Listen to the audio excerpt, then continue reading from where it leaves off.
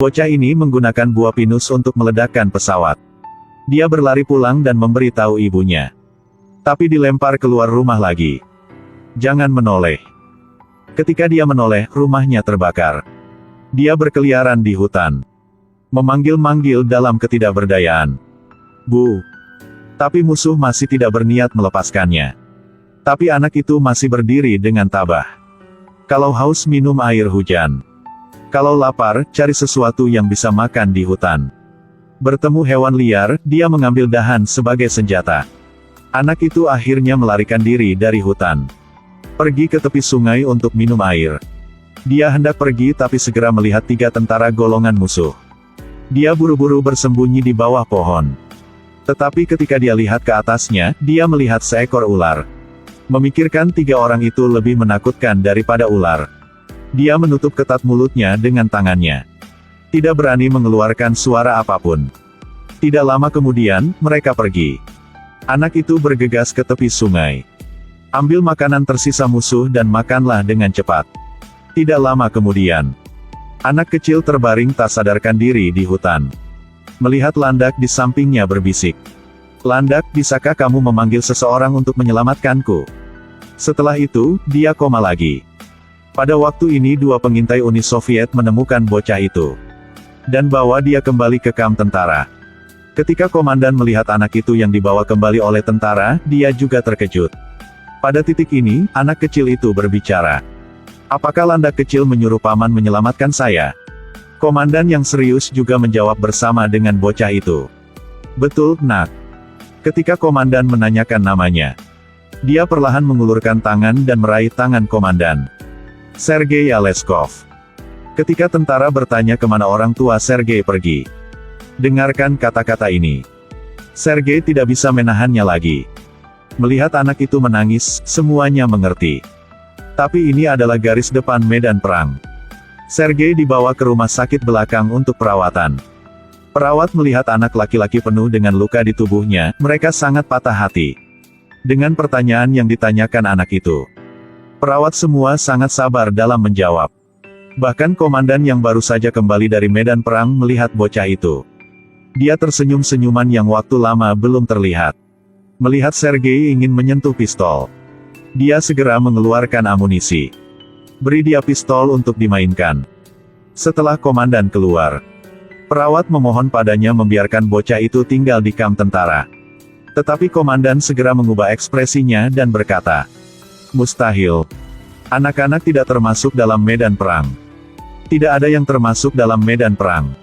Dengan anak laki-laki yang ingin Landak untuk menemukan seseorang agar menyelamatkannya. Akibatnya, dia benar-benar diselamatkan oleh sekelompok tentara. Juga menjadi kesayangan militer. Kemunculan bocah itu, seperti malaikat yang memancarkan cahaya hangat. Menerangi hati prajurit yang terluka. Tapi Sergei masih tidak bersama dengan medan perang. Ketika para prajurit mengetahui bahwa Sergei akan dibawa ke panti asuhan di belakang. Seorang tentara dikirim memohon komandan untuk menjaga bocah itu di sini. Karena semuanya mencintai Sergei. Komandan segera menolak. Tapi para prajurit tidak tahu bahwa dialah yang paling tidak tahan. Pada hari itu, Sergei sepertinya juga tahu tentang ini.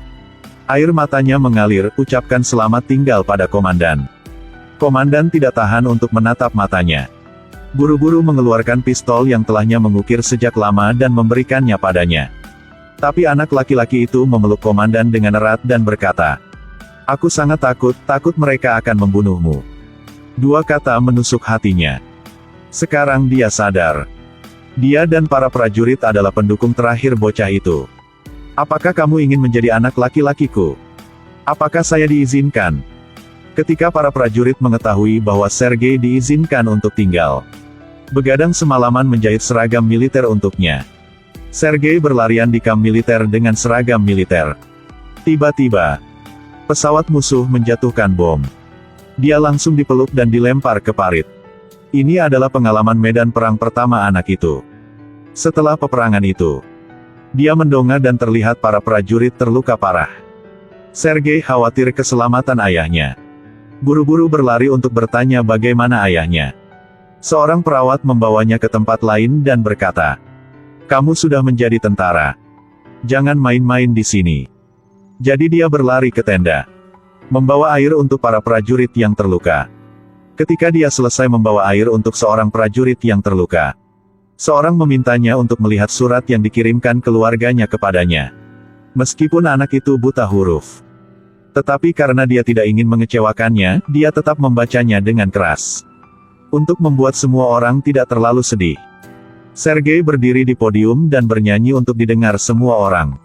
Dalam foto yang dicetak di atas kertas, tidak jelas deskripsinya. Tentara-tentara itu seperti anak-anak. Jadilah pahlawan perang dunia. Kemudian Sergei berlari mencari komandan, berharap komandan memberinya misi. Surat dari keluarga tentara telah tiba. Dia mempercayakan bocah itu tugas mengantarkan surat. Para prajurit yang tahu bahwa Sergei akan membawakan mereka surat-surat, jadi semuanya sangat senang. Tetapi jika ingin mengambil surat itu, mereka harus memenuhi permintaannya. Ini untuk menari tarian. Setelah mengantarkan surat, dia berlari kembali ke barak. Saat dia berjalan, dia meniru pramuka. Gunakan teropong untuk melihat-lihat. Tiba-tiba, Sergei menemukan satu kaki di rumput. Jadi segera lari kembali ke barak. Laporkan penemuannya kepada para prajurit. Prajurit ragu-ragu berlari ke lokasi, menahan anak laki-laki itu di sini. Dan mereka berlari untuk membakar rumput. Kedua musuh segera bergegas keluar.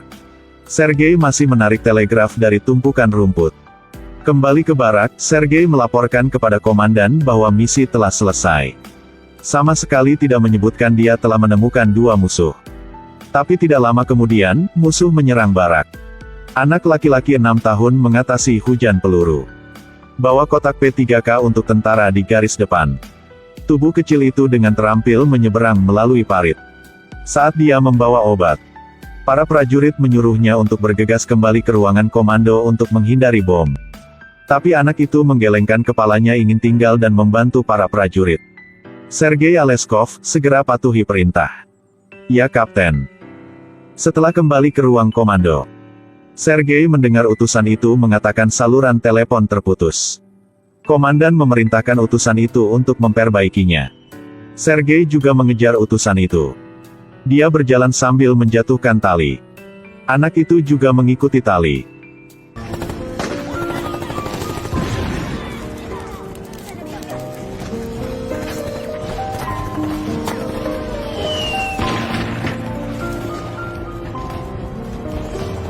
Bocah itu merangkak ke atas parit, menemukan bahwa utusan itu terkena bom. Tanpa mengucapkan sepatah kata pun, dia menyatukan kedua saluran telepon telah putus itu. Telegram dipulihkan dengan sangat cepat. Medan perang diterima lebih banyak bala bantuan. Pertempuran ini juga dimenangkan. Tidak lama setelah perang berakhir, komandan menerima perintah untuk kembali ke belakang untuk memasok. Mobil telah mengaktifkan tambang. Prajurit yang meninggal. Ayahnya juga terluka. Jalan penuh duri di depan. Mereka akhirnya bersatu kembali dengan perusahaan.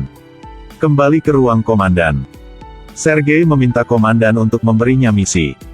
Misinya kali ini adalah memeriksa seragam dan peralatan. Pergi ke liga. Sergei diangkat oleh seorang tentara, dan berinya coklat batangan yang baru saja dia sita. Anak itu dengan sangat serius menolak. Kapten segera mengumpulkan tentara. Sergei dengan sangat serius memeriksa situasi setiap prajurit.